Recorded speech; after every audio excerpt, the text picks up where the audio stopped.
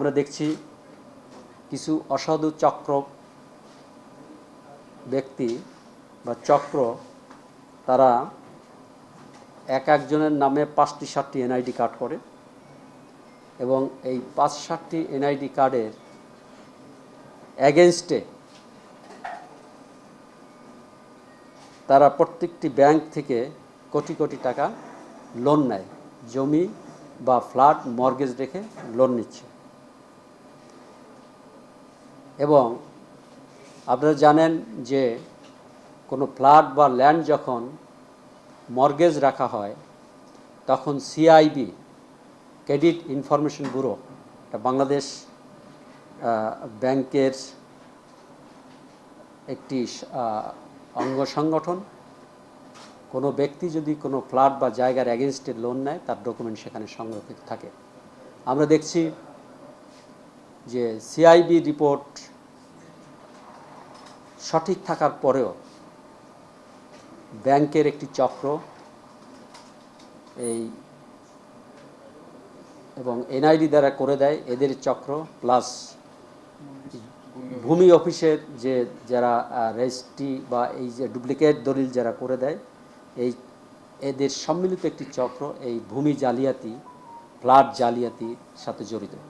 এবং আমরা গত 2 দিন অপারেশন করে প্রায় 8 জনকে অ্যারেস্ট করেছি। 8 জনের মধ্যে 2-একটা নাম বলি।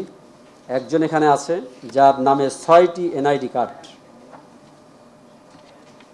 7টি এনআইডি কার্ড।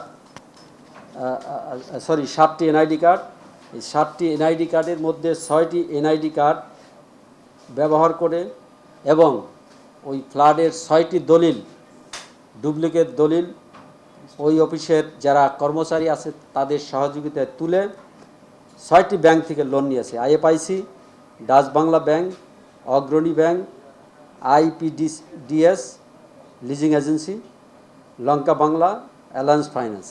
এক ব্যক্তি একই ফ্ল্যাট ডুপ্লিকেট দলিল তৈরি করে 6টি আর্থিক প্রতিষ্ঠান থেকে লোন নিয়েছে 8 কোটি টাকা, এক ব্যক্তি। এরকম আমি 2-4 জনের নাম বলি। আর একজন আছে যিনি এনআইডি কার্ড হলো দুটি এনআইডি কার্ডের এগেনস্টে সে 6টি দলিল করে, 6টি মানে একটা ফ্ল্যাটকে 6টি ডুপ্লিকেট দলিল তৈরি করে এবং 4টি ব্যাংক থেকে 4.5 কোটি টাকা লোন নিয়েছে। আচ্ছা, এখন আমার প্রশ্ন হলো যে এক ব্যক্তি নামে একাধিক এনআইডি কার্ড কীভাবে হয়? এক ব্যক্তির একটি ফ্ল্যাটের এগেনস্টে বিভিন্ন ব্যাংক থেকে কিভাবে লোন নেয়? যেমন আরেকটি নাম আমি বলি, এটার নাম রাকিব। তার এনআইডি কার্ড হলো 2টি এবং নকল একটি ফ্ল্যাট, তার একটি ফ্ল্যাটের 6টি নকল দলিল বের করে। নকল মিন্স ডুপ্লিকেট দলিল, উইথ দ্য সাপোর্ট অফ ওই অফিসের যারা নিচের দিকে কাজ করে বা ওই অফিসে যারা এই শাখায় যারা কাজ করে তাদেরও একজন অ্যারেস্ট হয়েছে। একটি ফ্ল্যাট 6টি নকল দলিল বের করে 6টি ব্যাংক থেকে IFIC, Dutch Bangla, city, EBL, IDLC, এখান থেকে 6.5 কোটি টাকা লোন নেয়।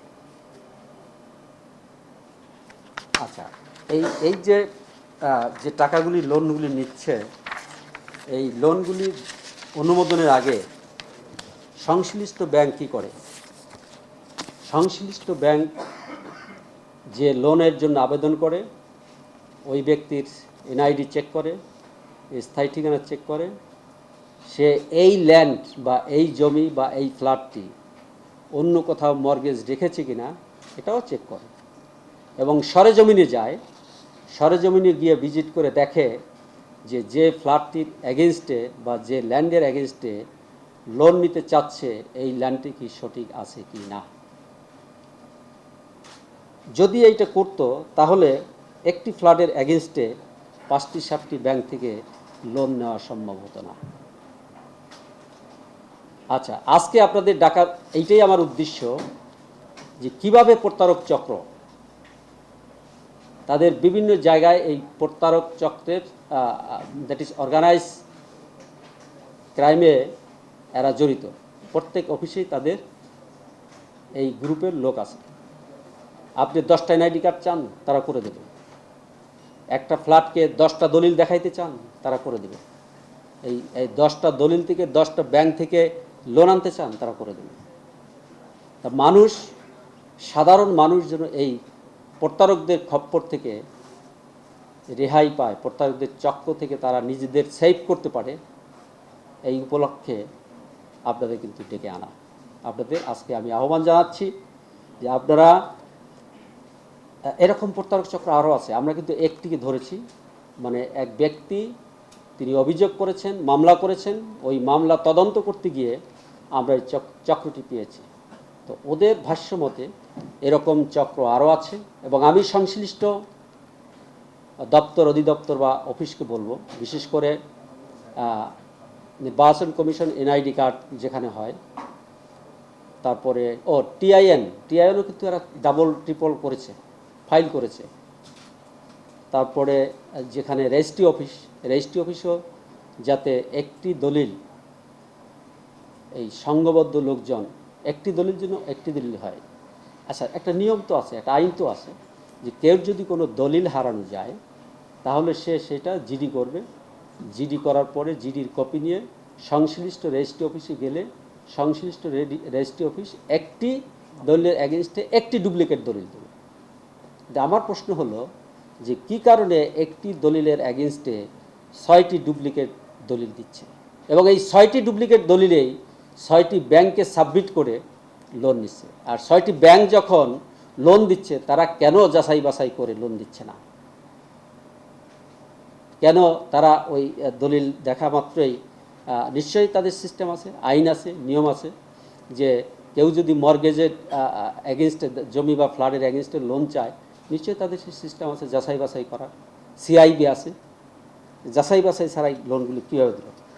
সো আজকের আপনাদের কাছে আমার অনুরোধ যে আপনারা সাধারণ মানুষকে, যারা সত্যিকার অর্থে ফ্ল্যাট কিনতে চায়, তারা যেন এই প্রতারকদের খপ্পরে না পড়ে, তারা যেন প্রকৃত মালিকের কাছ থেকে কিনে অন্তত প্রতারণার শিকার না হয়, এই মেসেজটা আপনারা সাধারণ মানুষদের পৌঁছে দেওয়ার জন্য আমি আপনাদের এখানে কষ্ট করে আসার জন্য বলেছি।